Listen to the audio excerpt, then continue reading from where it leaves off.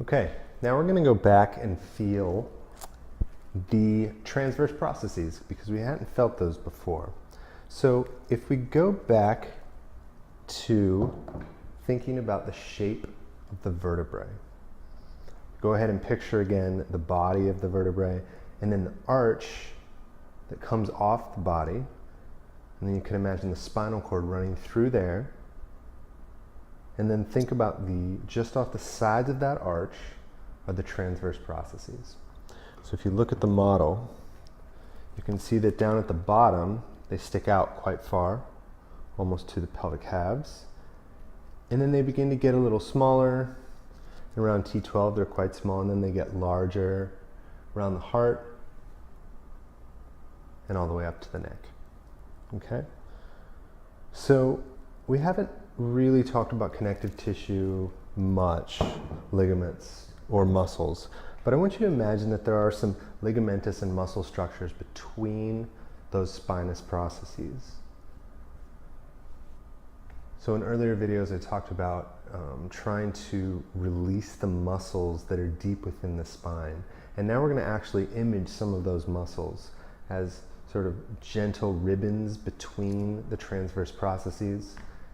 And go ahead and bend to the sides and think about the transverse processes spreading, maybe like a paper fan.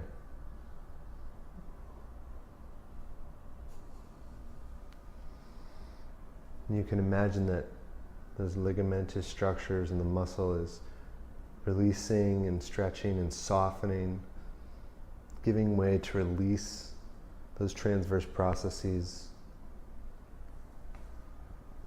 further open and closed.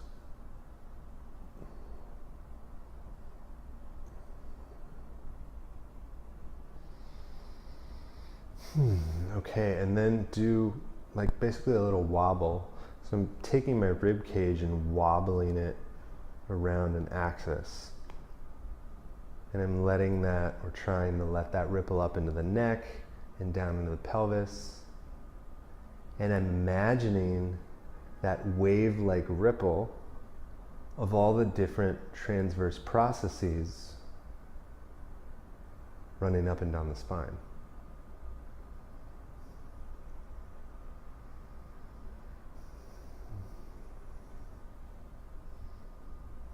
Okay. If you enjoyed this video, sign up for the InBody Space newsletter and share the link with a friend. You can also find original content on Facebook and Instagram.